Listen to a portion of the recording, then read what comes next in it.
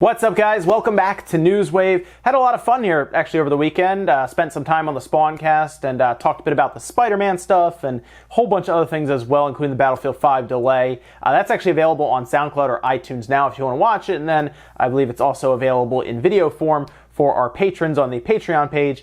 And then we also took a look at the Game Gear, a system that I think is heavily underrated, mostly because of the boundaries Sega tried to push that system. And we took a look at a few things about it that made it very far ahead of its time. So if you missed those videos, they'll be in the card above. We have a bunch of stuff to go over today. We have to talk a bit about Rayman joining a game you wouldn't expect for a fighting game. So I'll say Smash, but it's not Smash. It's something else. We'll have to go over that. Also found out a bit more about Anthem, especially their monetization strategy, because remember they said no loot boxes, so what are they going to do?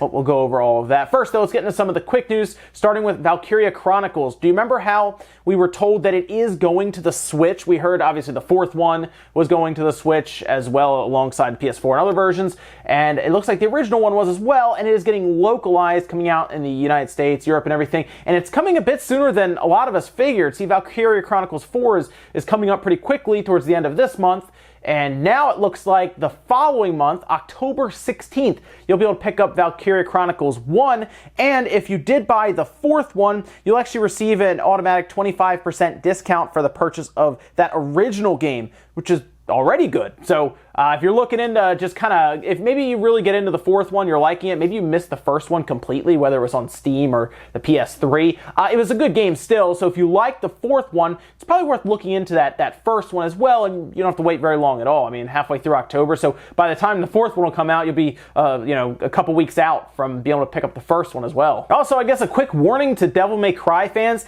this is a very odd story because stuff about Devil May Cry 5 is already leaking out. It's very, very weird because the game's not out till next year, but stuff is leaking out. It's an interesting story, by the way. It appears that a Microsoft tester had somehow made off with a copy of the game, or a version of the game, probably an earlier build, and they started leaking stuff out online. I didn't really believe it at first, but then they got really serious and started leaking some, what appeared to be almost like spoilers to a game that's, a while away, seriously, months and months away, and here's a bunch of stuff dropping. They dropped it on like a burner Twitter account, essentially a Twitter account that had like 0 followers, quickly built a following count, obviously, and then it eventually just got deleted, but there was some pretty serious stuff. So right now, I know it's being passed around different parts of the internet. I'm sure it's on places like 4chan, it's going to probably pop up on Reddit threads. I just want to make you aware that Devil May Cry 5 spoiler stuff is actually out there. It's very weird to hear about that because, like I said, it's not due out till next March, and here we are in September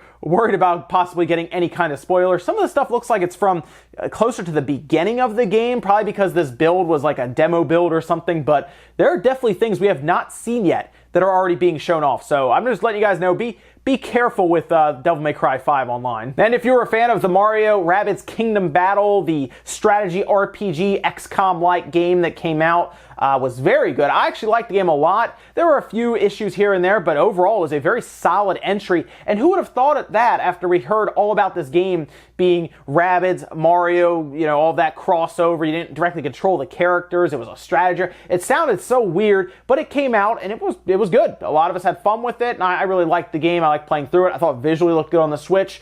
Well, it turns out it did well, and a lot of people picked it up because it's now sold over 2 million copies, which Ubisoft probably look at this and say, okay, yeah, that is a success. Let's see what else we can do with this system. Let's see what else maybe Nintendo wants to do. Crossover again, sequel maybe, something else. I don't know, but they did show a graphic showing a bunch of different people's decisions, players in the game. Who did they pick for their teams and everything? It was pretty cool to see that, but hey, Mario Rabbids Kingdom Battle, a game that a lot of people wrote off after they first heard about it, selling over 2 million copies.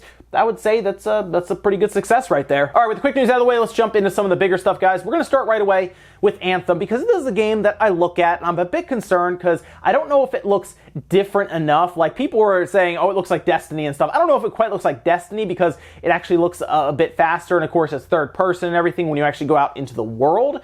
So from that perspective, and the fact that you're building up essentially a robot suit to run around in and stuff, that actually is pretty interesting and looks like it could be very fun, depending on, of course, the customization options, but it's BioWare, so I have at least some faith in the overall foundation of the game. And then they also told us that there would be no loot boxes, if you remember that. Well, they kind of went a little further with that, and PAX really opened a lot of stuff up. We got a new trailer for it. They talked a lot about the story, and they didn't really give us specifics on all of the dialogue or anything. They just told us that you'll find stuff, obviously, out in the wild that are like rare and everything, and like armor pieces, I guess, and items, and then you'll kind of shape the world around you with the decisions you make. We've heard that before, so we'll see how it actually plays out here, but they were asked about kind of the monetization strategy. It's EA, right? So we have to be careful with them, but this is what they had to say. There's no loot boxes, there's no random factor. For storytelling, we don't want to divide up the audience. We want people to experience the same story at the same time. So none of that is going to be locked behind any kind of paywall. Now, this was during their panel at PAX. They're answering a lot of questions. And then they also said that like all the story would be like free. So yeah, if you wanted like updates and stuff, you don't have to pay for it because they don't want to divide everybody up. You need everyone to stay together.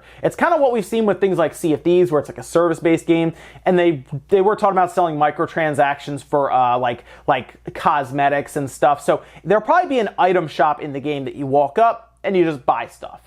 You know, cosmetic stuff. I assume not like experience boosters or stuff, nothing like that. It sounds like you're gonna be able to buy like a new like some kind of design for your shoulder armor or like your chest armor or different color bases or things like that. That's what I think they're gonna be selling in this, but again, it's EA, so we'll see. But at least it sounds like they're not gonna do that thing where they're like, oh, you have to buy this big advantage, or the different guns have different attachments, and you have to buy the attachments out of a loot box that randomly gives you the same attachment over and over again, and then you just get mad about it. No, it looks like everything will be in the game, and then you'll be buying a currency, and then they also mentioned that you'll be able to earn that same stuff in the game. So if you want to fast track for cosmetics, I guess you can, or you can, you know, spend time playing the game to earn them. Now, we also found out that Anthem will have a demo. DualShockers actually reported that they were told by BioWare February 1st, they will actually have a demo for all platforms. That was at PS4, Xbox One, and PC. So about 3 weeks, 3 weeks before the full game comes out. It's going to be set up for people who, of course, have pre-ordered the game, or if you're subscribed to EA Access or Origin Access, you'll be able to play right away February 1st. So yes, they are essentially selling the demo. That seems to be common practice nowadays. There was a time, I promise guys, when demos were free, and now they seem to be part of the let's bolster our pre-order numbers by locking a demo behind it. Again, though, if you're, I guess, subscribed to their subscription service like EA Access and stuff, you'll also be able to access it. But I do like that there is at least some way to try the game out, I guess, because you could always cancel the pre-order. But there was a point in time, I'm telling you, where we would just get demos for free to try the game out because there was, you know, a lot of confidence behind these games. Next up, let me hit you guys with some retro news for all of you, the tens of Virtual Boy owners out there.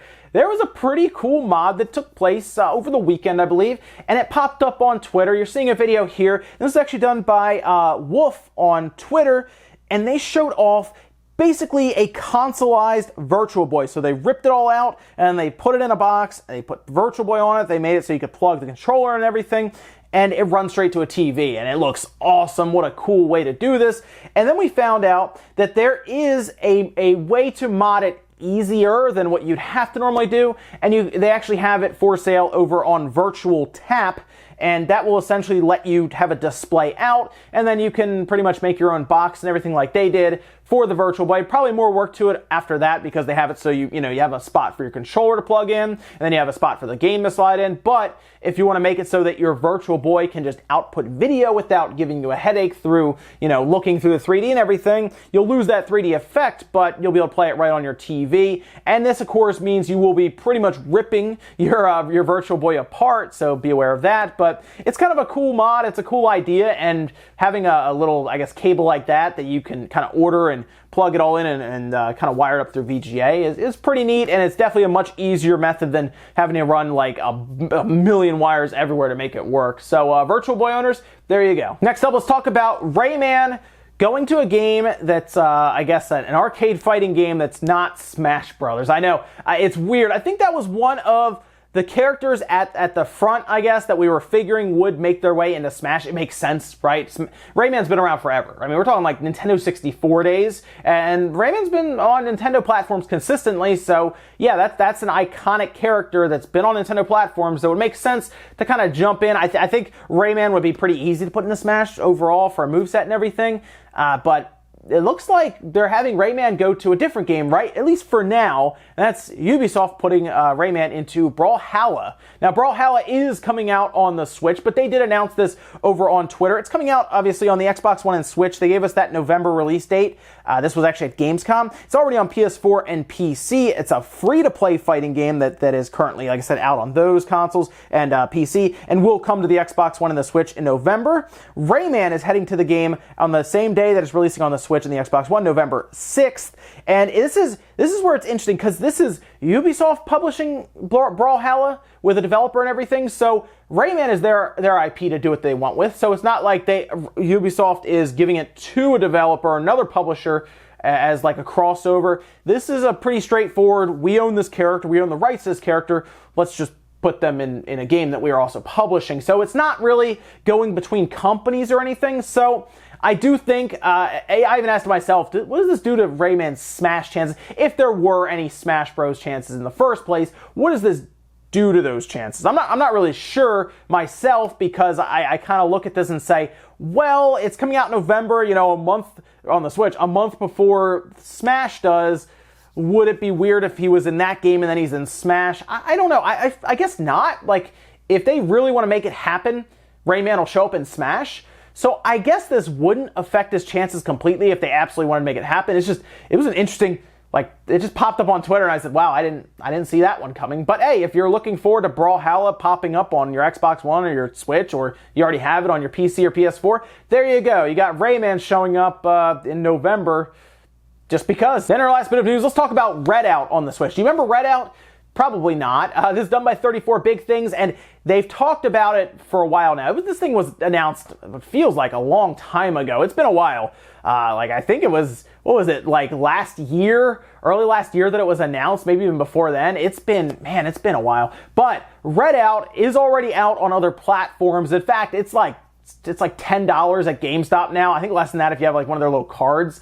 So it's already very cheap on other platforms, but everyone's been waiting for the Switch reveal, the Switch release even. I'd reveal for some kind of release date, but it did get rated. People came across it, yes, it did get rated by the ESRB. Usually a game gets rated when it's finishing up, like it's pretty much ready to come out. This is a game I look at and I say, okay, this is probably something they would pop up in their fall direct, their September direct that we all assume is coming. It's probably right around the corner, since last year they did their September 13th direct, where we had the big one, Wolfenstein and Doom pop up in there, ones that people didn't expect.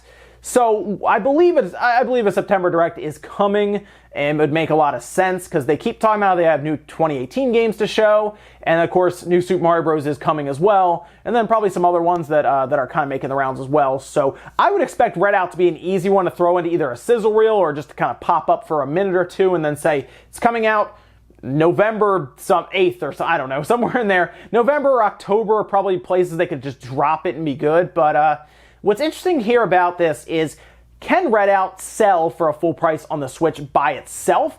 Or could Nintendo be adding a little bit to the game? Could they be pulling from another franchise? Like, could they put like a ship from F-Zero in there, right? That's something that people have talked about for a while now with Reddit. Could they do a crossover for the Switch version, since it's been delayed so much, with something out of Nintendo's universe like an F-Zero character or an F-Zero ship? That would at least make sense, but I think I would have preferred to see Fast RMX get an F-Zero ship, just because that game is out, it runs really well, and it's a good game. That would have been really cool to see them get an F-Zero ship, but at this point, I feel like Redout needs something, I guess. It's been delayed forever now. They've been working on this thing forever, and it's been very quiet. So we'll see, but this is a game I would expect, unless they, for some reason, just announce it on Twitter because maybe they're not scheduled to be on this next direct, to just pop up, there's the release date. I don't think it's going to be one of those it's out now type games, because I believe that's going to have a physical copy as well, but maybe they go all digital, and yeah, it's out now. It's out today on this Direct, since Nintendo keeps doing that now, which is a good thing. I like having a game just come out right away after seeing it on the Direct. It's really fun, and it's a good surprise. So maybe that's one of the games that's like, hey, it's out now. And ladies and gentlemen, that's going to do it here for Newswave. Thank you so much for tuning in. Make sure you guys hit the like button if you liked the video, dislike it if not, and leave comments down below about all the stuff we talked about, whether it's Anthem or Rayman showing up in Brawlhalla. What do you think the odds are now of Rayman still showing up in Smash if he was slated for it? Because he would have to have a reveal, I guess, in the next few months ahead of time, or maybe he's DLC. Let me know your thoughts about that. I saw some people down on Twitter, so I'm curious what you think there. Thank you so much for watching, guys, and I'll see you next time.